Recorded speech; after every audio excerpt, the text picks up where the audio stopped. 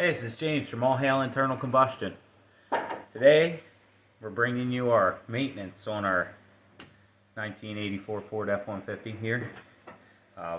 If you watched our other video, we did a bunch of motor work. So, cut some mechanics wire out for a battery hold down. We're going to show you how to make a battery hold down at home.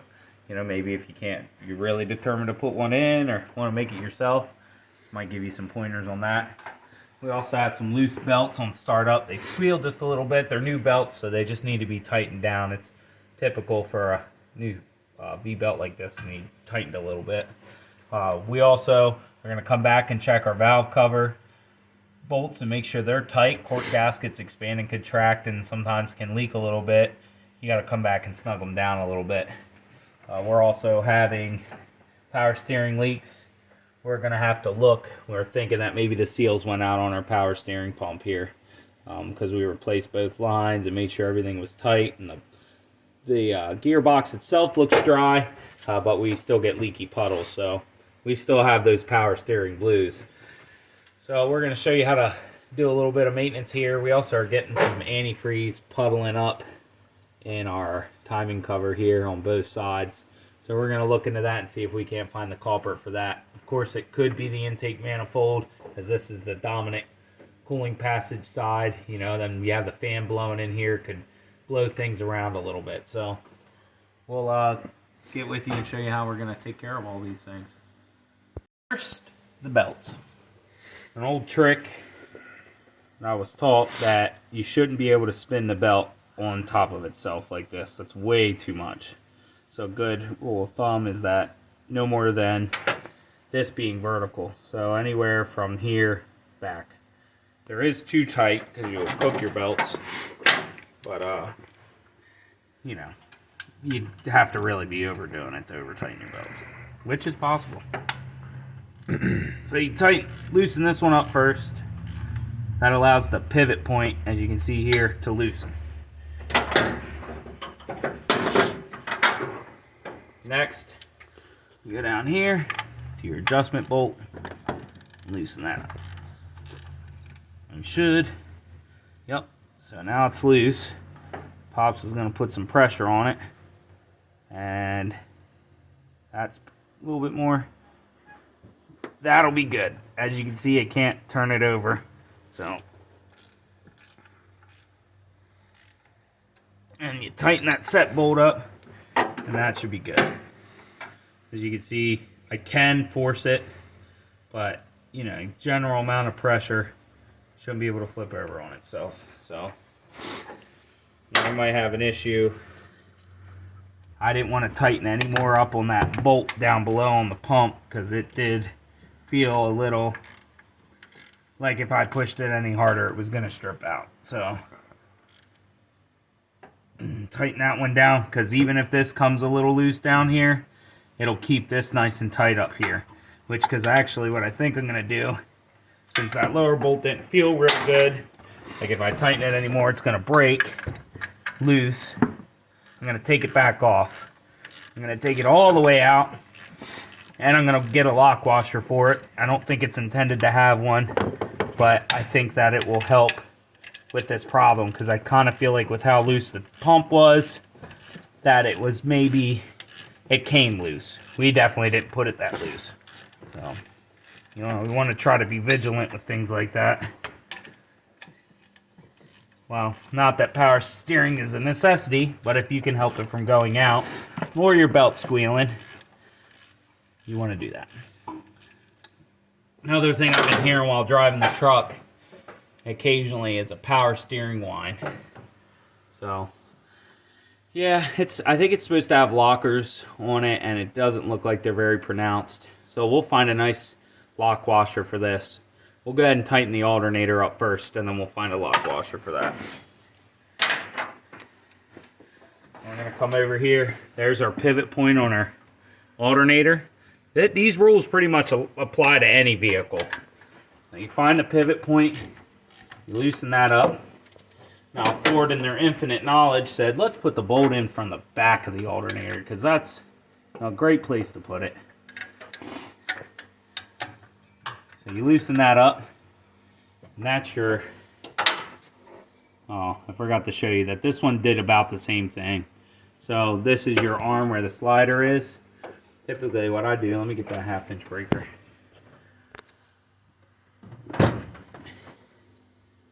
You go ahead and put your breaker bar in through your pivot here and go down, and you can just tighten it up just like that.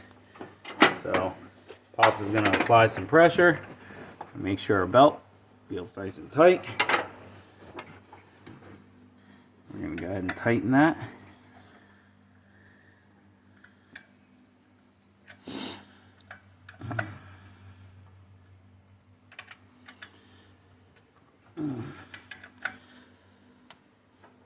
Now I'll get up underneath of that, underneath the truck, tighten it down. We have another video to do on this that I'll have to be under the truck, so. Tighten that up. That's a through bolt. There we go. Nice and tight. Much tighter. I can barely roll it. I can roll it about halfway, but you can see this isn't a new belt. Or hopefully it's not. Look at the dry rot cracks in this. So this belt will need to be replaced soon. Hopefully you guys can see those cracks in the side. So I noticed with these V belts, they'll start cracking here at the edges when they get real wore down, but they'll still last. So anyway, we're gonna find a lock washer. Find a lock washer for this bolt. Get that put back in, and then we'll start on probably our battery mount. Be right back. So I decided to change the entire bolt completely. Remember I said the threads felt like they were loosening up going through the aluminum bracket. So I got something just a little bit longer. Put a lock washer and a nice fat fender washer on it. Now the bracket back here is probably only about as wide as this bolt. As wide as that bolt was. So maybe about this far. But I got this where that it sticks back through the backside a little bit. I could get a nylon stop nut and crimp this down, that if it loosens up again or the threads give out completely, we're done with it. We don't have to worry about it. So I'm going to go ahead and put this back in and tighten it down and see what we get.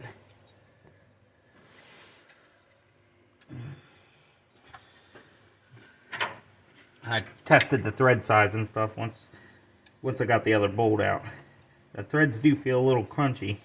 As you can see, they're still good because I'm tightening it down with a socket without a ratchet. There, it just gummed up a little bit. That could be from our power steering pump coming loose. Or leaking, rather.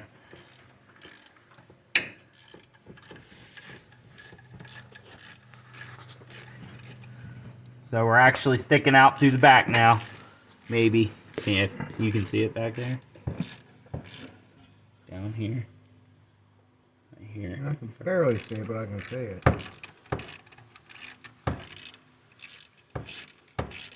So then hopefully this lock washer on the outside here will help lock it down.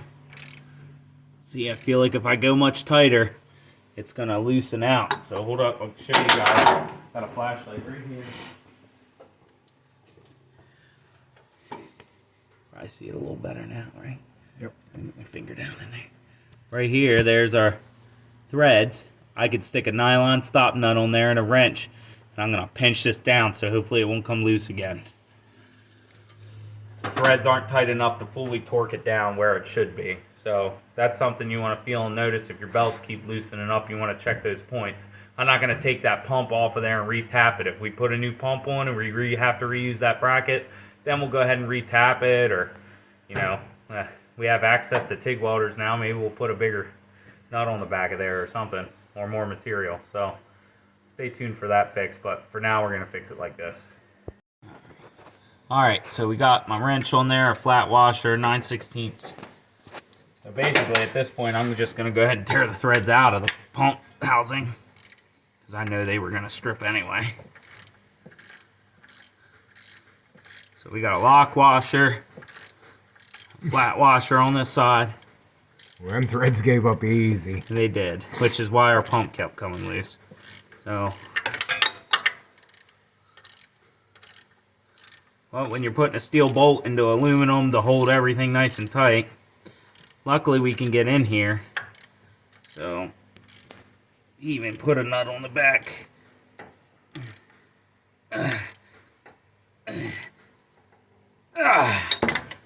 That's not coming loose now. Our belt's still nice and tight. Our tight belt over here that we need to replace. But that issue checked off the maintenance list. So here we are. First thing I'm gonna do is declutter the space and take this bracket off. It was for the old battery mount. I might think, well, old battery is probably bigger. The battery they had in here looked like it was for a Hyundai Accent when we bought it. That got taken out. This is actually the original battery out of my dad's truck when he bought it. Still kicking around. It's been in my Pontiac, the Dodge, his truck, the Pilot. Yeah, our batteries get around.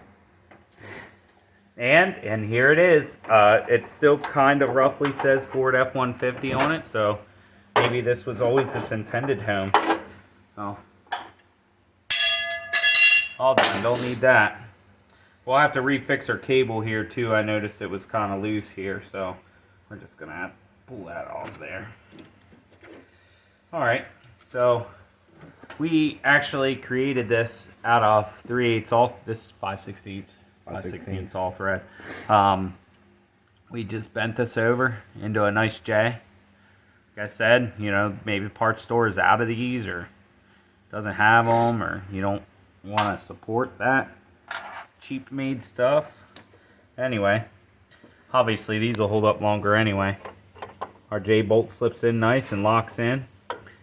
This rides right next to the battery, and so we can test it on the other side. And bam, there you go. We got it on this side too.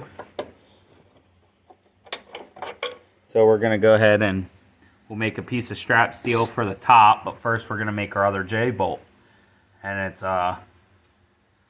we'll show you how we put that bend in there without breaking it. And we also got two 5/16 locker nuts with the box on them, so when we put our strap across here, it'll hold it down nice and tight. So stay tuned. So first what we're gonna do is we're gonna grind some of the threads off of here. These sharp points, once we get it red hot, could cause them like stress points in the metal. So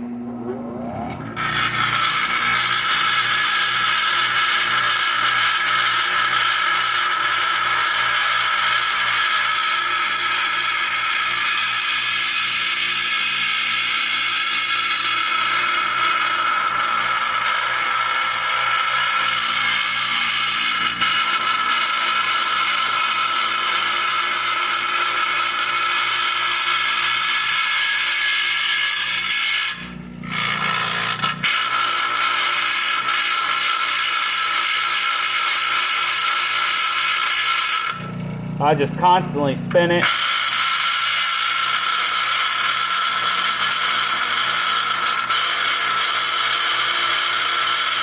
Run small amounts of pressure and just ride it against the stop here.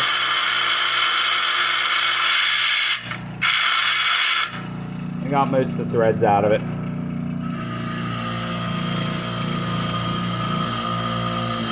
Any of the impurities off the metal there.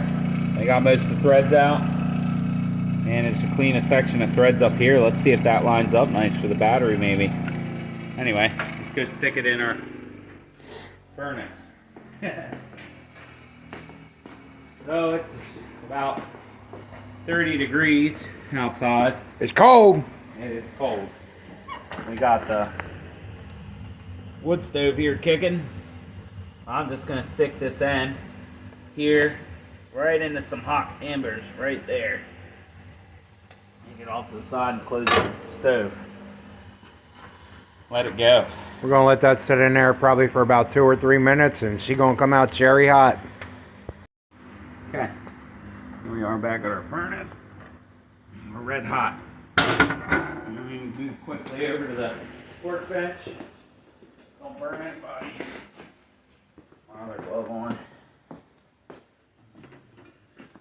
Stick it through the hole about where you need that at. Bend it over real slow. I may have made the J a little big. That's not a big deal. The other way, yeah. I'll just bend it the rest of the way. It's probably about good. Just hammer down on it to make sure that it's nice and flat. I probably should make that a little.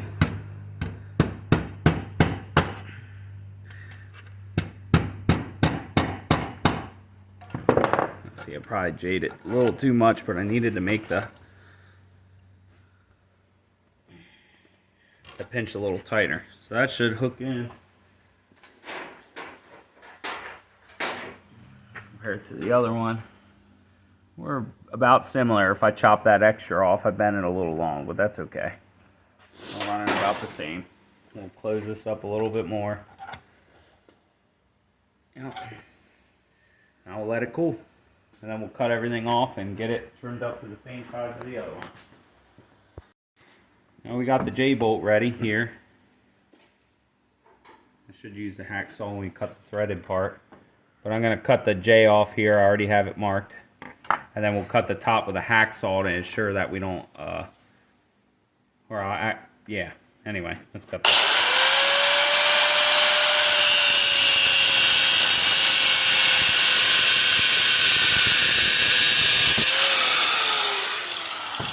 Okay, so that's cut.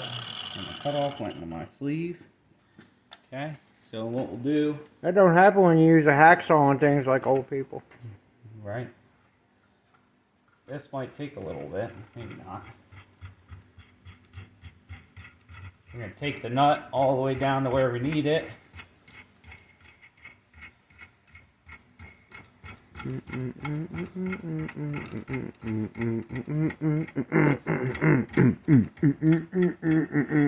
We'll be there any day now. We're almost there. That's my grandson name. Hums a lot. We got him a kazoo for Christmas. Okay, so we'll just cut it in there.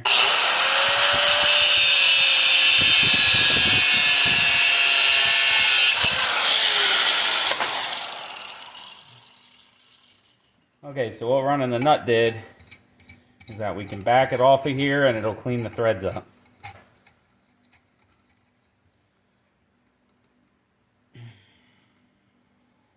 And there.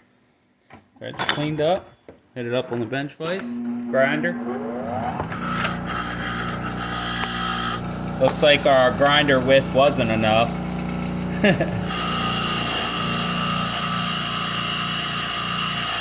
Okay, both J-bolts are done. Let's get these installed and we'll work on our strap steel next. That one's nicely there. Another one there. Okay. What we'll do now, grab our piece of strap steel. Should probably way too long to even fit under the hood. Oh, we got it. What we can do now is we can take our Sharpie. We can mark where our hole's going to be. You know, and you don't want these bolts sitting right up against the battery, but fairly close, running parallel. We'll make our length about there. So we'll cut that, drill the holes, clean the bracket up, maybe put a coat of paint on it, and then we'll install it in the truck. So let's get this somewhere we can cut it with a grinder. Right over here at the bench vise. Should we use the hacksaw for this too? Yeah, hacksaws on everything.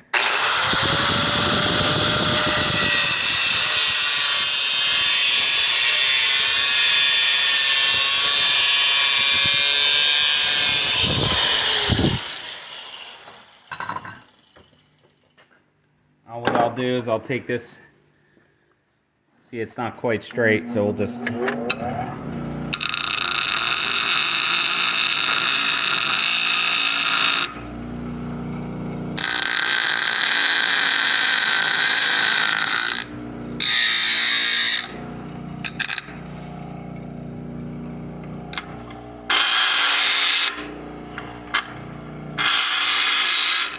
I just round the edges out a little bit. No sharp edges. Because we're not barbarians.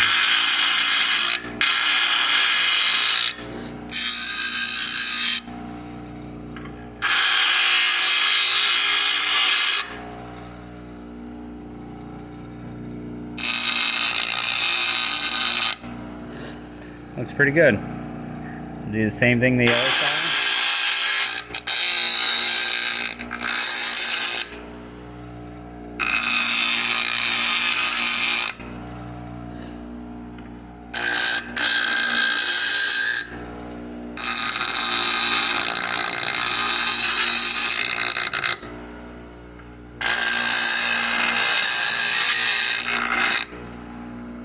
Nice rounded out edges. Remember, don't take your dots off. You need to know where those are at. Although you could remark them if you really wanted to. I don't want to. So we got our dot there and our dot there. I'm gonna remark them just so we can see them a little easier. Get a drill bit set up in the drill press. Of course, you could do it with a regular drill if that's what you got.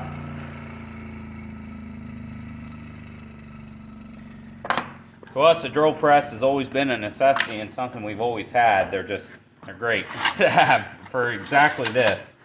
So what we're going to do is find a drill bit the size of our threaded rod, about 5/16.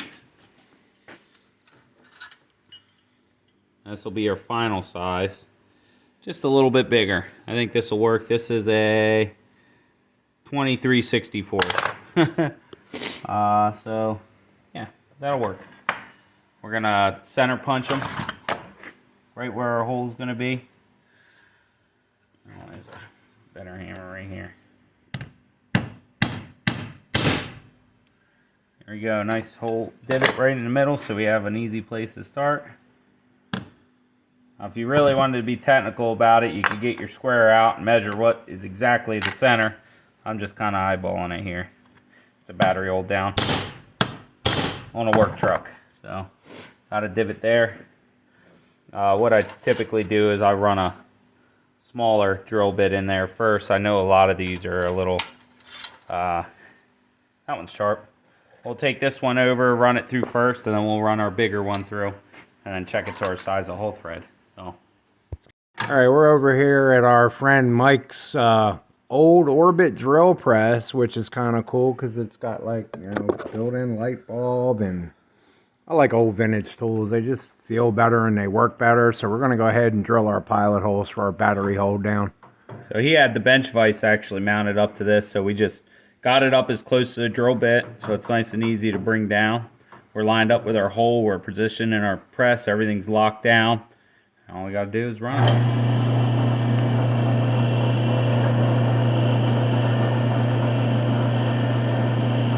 Now, it probably wouldn't hurt to have some cutting oil on this, you know, to keep the drill bits good, but it's kind of a small project. I'll grab some.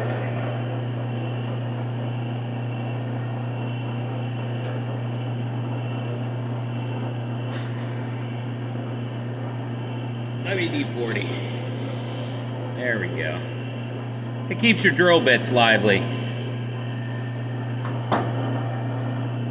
There we go, all the way through. We'll flip over to the other side and cut it with that bit as well.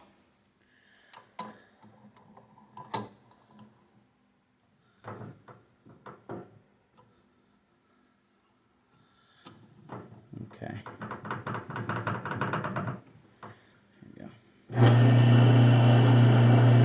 The metal's not all the way in there quite nice. Might want to straighten that out. There.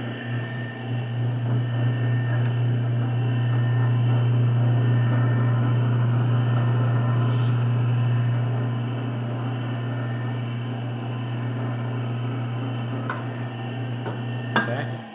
Turn it off. Put the key in. Okay. Technical difficulties. Back in position. Got the bigger drill bit in there.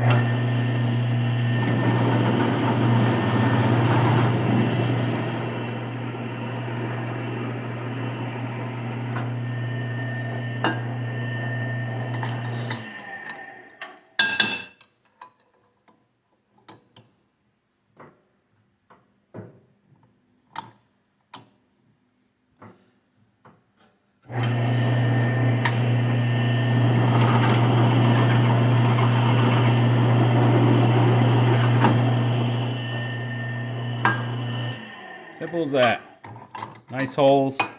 Like I said, this one's a little off-centered. It's a battery hold down. If I really wanted to science it out, I could have made it a little better. When we're all shut down here, we'll just leave that WD-40 over there. It ain't good for much else.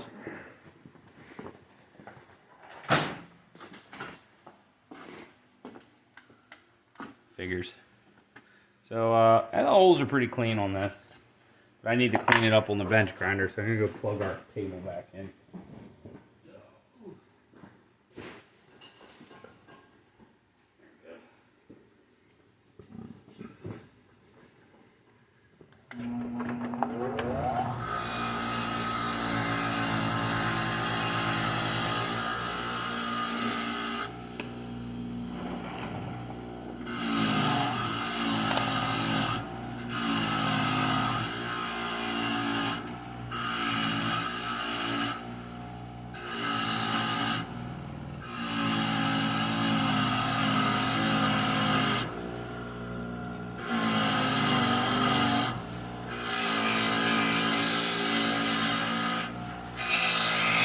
I'm just getting all the rust off of it. Like I said, I'll probably still put a coat of paint on it. Nothing fancy. It's just to keep it from rusting. If the paint doesn't chip off.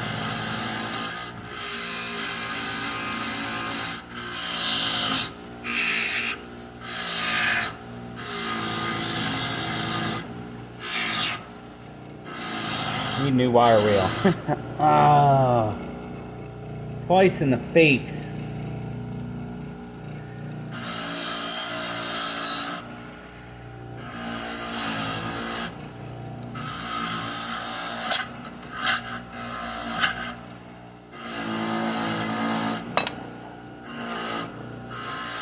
All right, we're gonna give this thing a wipe down, make sure it's clean, and set it up for paint.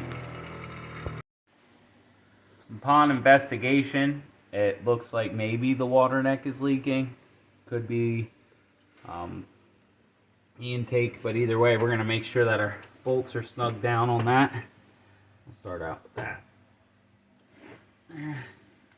And they're fairly tight, but another half a turn. See if the leaking goes away. We'll sop all that stuff up. That lower one's pretty tight too. Well, a little bit extra. So we'll go ahead and move on to our valve cover bolts.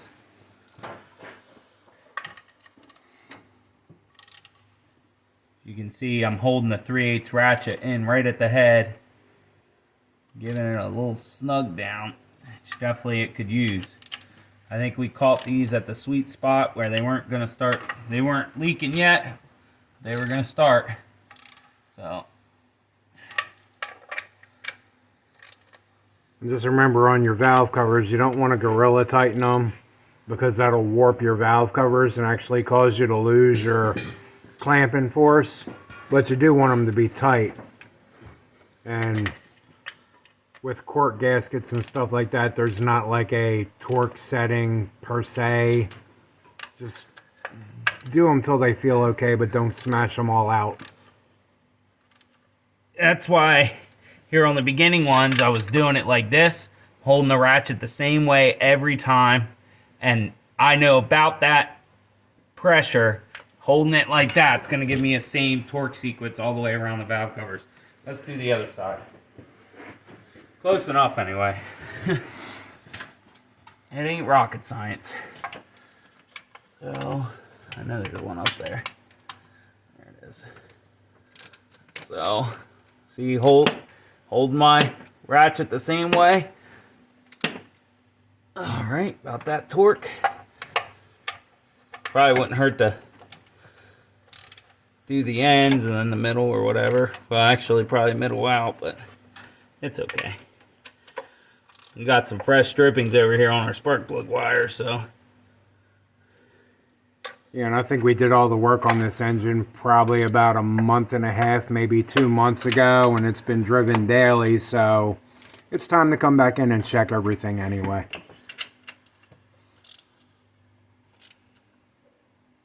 All right. Well, that's completed. did the water neck. What we're gonna do is take a rag and sop up that antifreeze inside of that timing cover, and we'll see if it keeps leaking, keeps squealing and stuff. Another thing I like to point out is that we did a really good job of cleaning these parts. We used the engine enamel primer and just a little bit of antifreeze sent down in here for maybe a week. Ate that paint right off. Now I know from experience that I've used a brush on implement paint, right, from Tractor Supply. Mm-hmm. Or you can get implement paint from a lot of places, but that stuff's pretty heavy duty. I painted that on my intake manifold on my Pontiac. We can even go check it right now. I guarantee none of the paint's peeling on that, and it leaves, you see brush strokes when you paint it on, but there's something about it so thick as it dries out, it smooths out, and it's almost as smooth as glass. And it'll go over textures, like on this water pump where it's textured like that. You won't even see those textures anymore. That stuff's pretty good. I had gasoline sitting in that from messing around with the carburetor that sat in it for at least a day. Paint still didn't come off. It didn't even discolor. So my suggestion is, and this is a tested product of that, is that spray enamel isn't any good anymore. It just doesn't stick like it's supposed to. It's supposed to be oil and gasoline resistant, but it just isn't anymore. So don't waste your money. Get brush on paint. Back to the battery hold down. Got our strap painted. Doesn't that look nice? And we put some heat shrink over top of the threads on both of our J-bolts to make sure that it doesn't rub against the battery in a wrong way. Yeah, stick this J-bolt in. And put the bracket down on top of it. Stick this J-bolt in. Bracket down on top of it. There we go. Now, if you really wanted to, you could cut these threads down so they're not so long, and we might, I don't know. It's below the hood line, and if we ever put a taller battery in this, which I don't think that we would, this is a pretty tall, batteries don't get much taller than this. But it's good to have a little extra as you're mocking everything up. I'm not worried about losing an inch on all thread.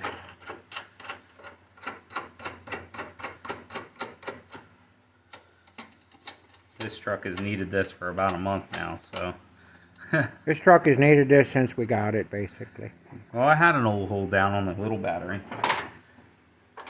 I can't even get my socket in there. Well, we're going to go ahead and I'm going to cut some thread off of that with the grinder real quick.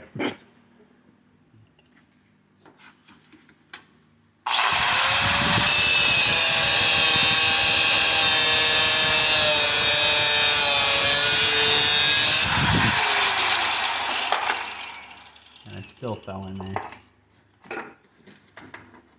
Get out of here. I got plastic wheel wells.